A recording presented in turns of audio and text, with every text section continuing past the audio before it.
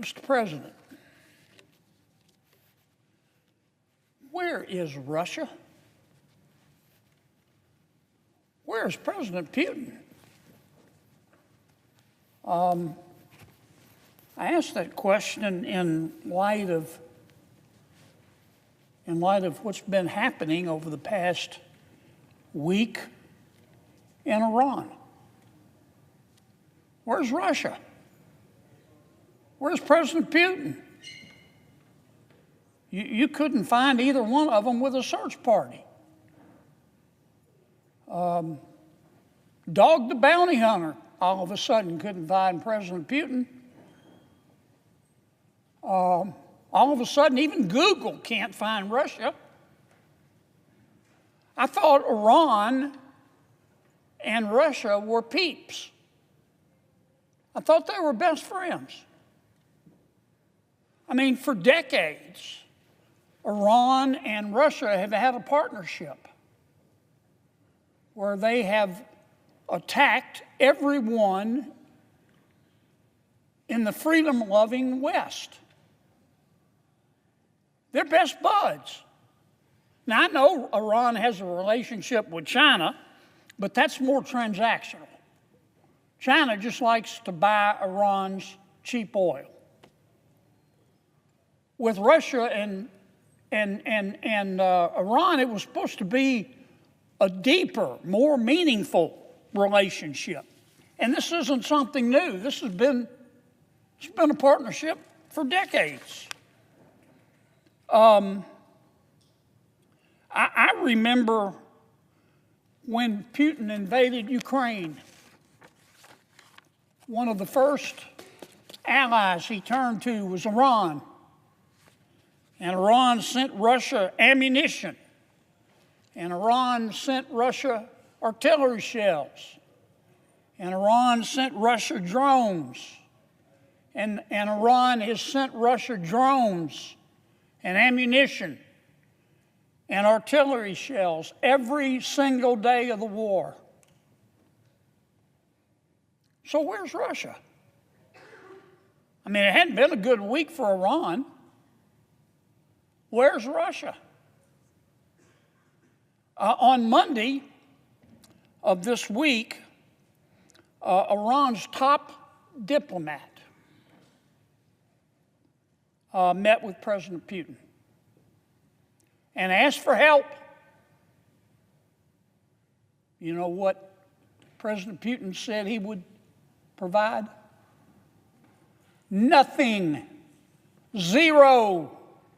Zilch. Nada. Some kind of friend. And you know, it's not the first time that we've seen President Putin's true colors. It's happened before.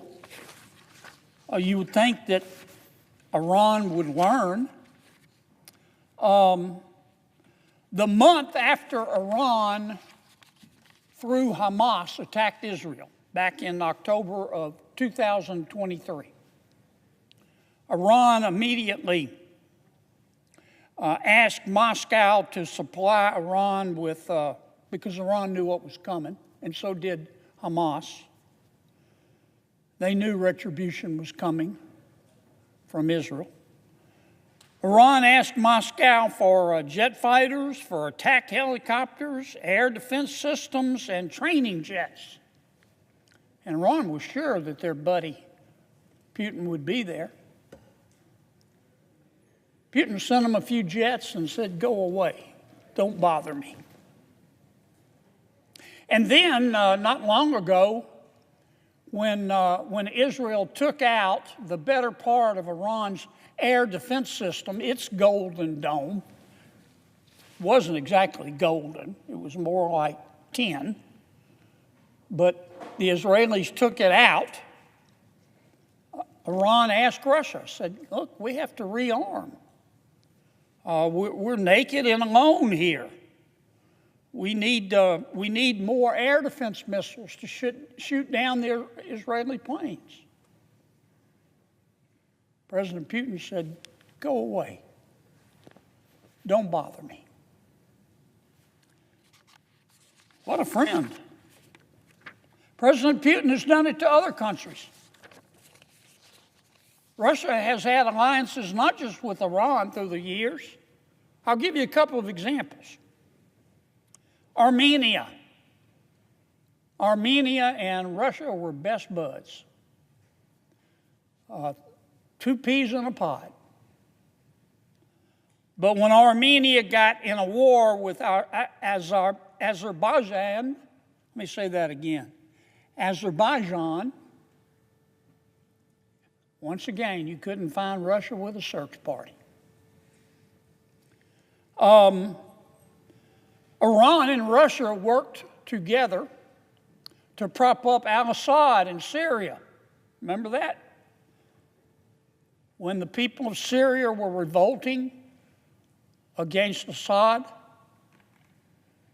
who had blood under his fingernails, you know who kept him afloat?